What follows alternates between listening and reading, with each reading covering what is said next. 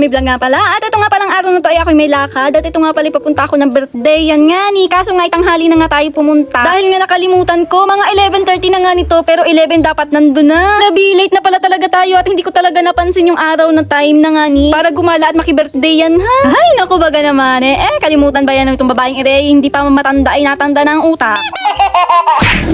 Here we go, dito na kami sa Mulanay and dito lang kami sa tindahan dito kasi mayroong malilong, mainit doon sa 7-Eleven. Look, sobrang init doon sa parting yun. Hinihintay ko pa dito yung aking ama. Tapos nagpili pa ako ng shoes ko.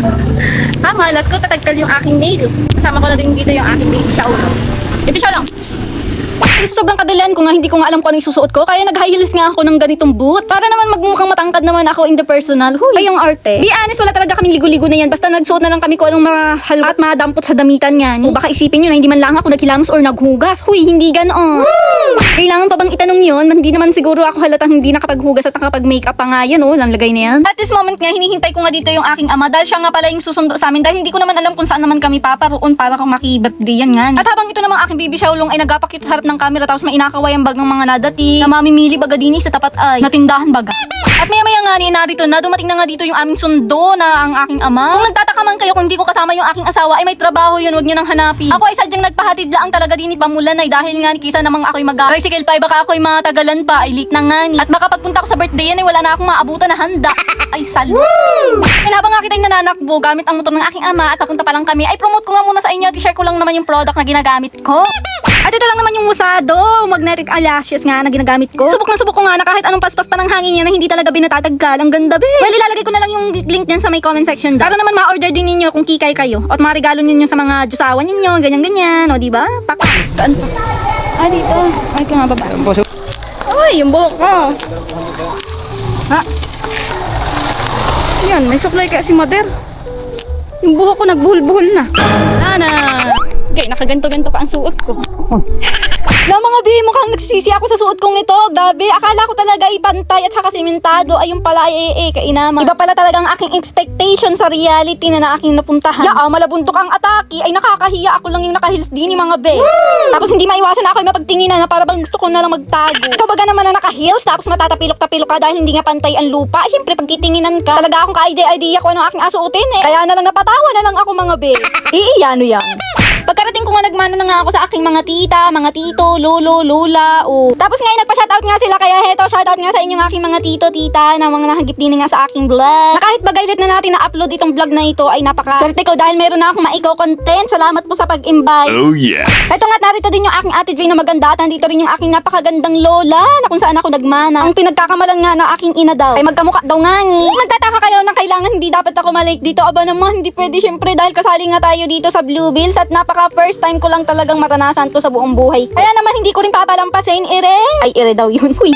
Tapos dito nga sa part na to, nagulat nga ako na magsasalita pala ako. Hala, kinakabahan ako. Hindi ko alam kung anong sasabihin ko dito. Abala na, basta-bastahin ko na lamang. Kayo namang husga, pero sa totoo lang ay wish dapat ang nangyari. Pero kung anong napagsasabi ko, wala ba ya talaga ako masabing matino dyan. Nagamalas lang ako dyan. But for me, mas okay na yung ma-experience ka sa pagsasalita kahit mali-mali. Huy. Para naman sa masunod, alam mo ang sasabihin, Napapatingin nga ako dito na parang ang sarap kumurut. Ay, sarap. Dito lang talaga ako sa gilid, nagbabantay sa baboy na area. Panay lang ang video ko din pero ako'y nakabantay dyan. Shoutout nga pala sa aking tito na yan, inaloko ko nga ni hanggang kadamihan naman ng kanin mo, tito. Baka hindi ka naman makapag ng ulam na yan, lalo na yung lechon, ay busog ka na agad. Shoutout din nga pala sa aking tita na yan na kumakaway na yan, ay nagabantay din daw nga lang siya sa gilid at para daw ay may siya ang mabakbak nung lechon nga ni at talagang yan talaga yung napakahintay-hintay namin. Ay, gusto na ba yung murutay hiyoy, may bantay.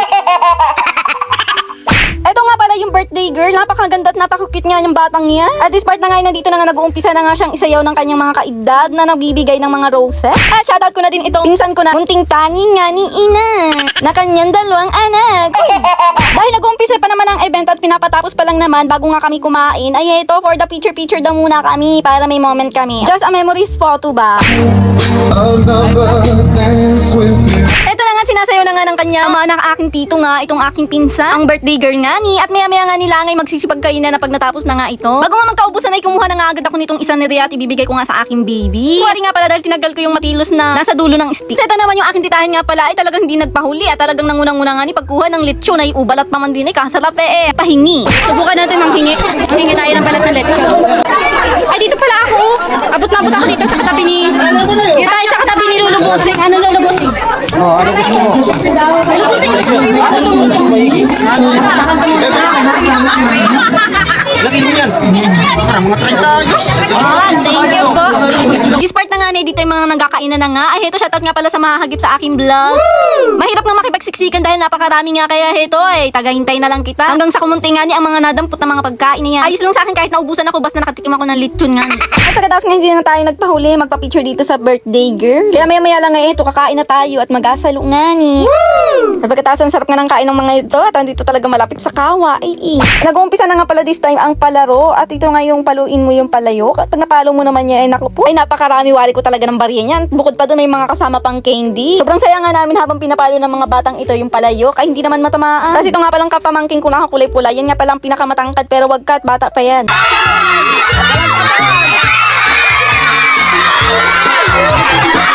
Sayang at hindi nga agad natamaan pero hindi nga sumukot, nakailang ikot pa nga ni. Yung tipong hindi mo tinigilan basta matamaan mo lang.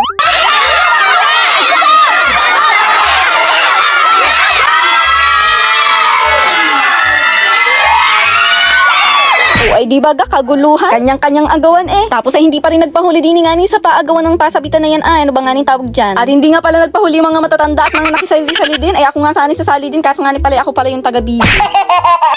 Yes, flex ko lang naman itong naibigay sa akin. Giveaway for remembrance. At tuwan-tuwa nga ako dahil sky blue yung flowers. Favorite color.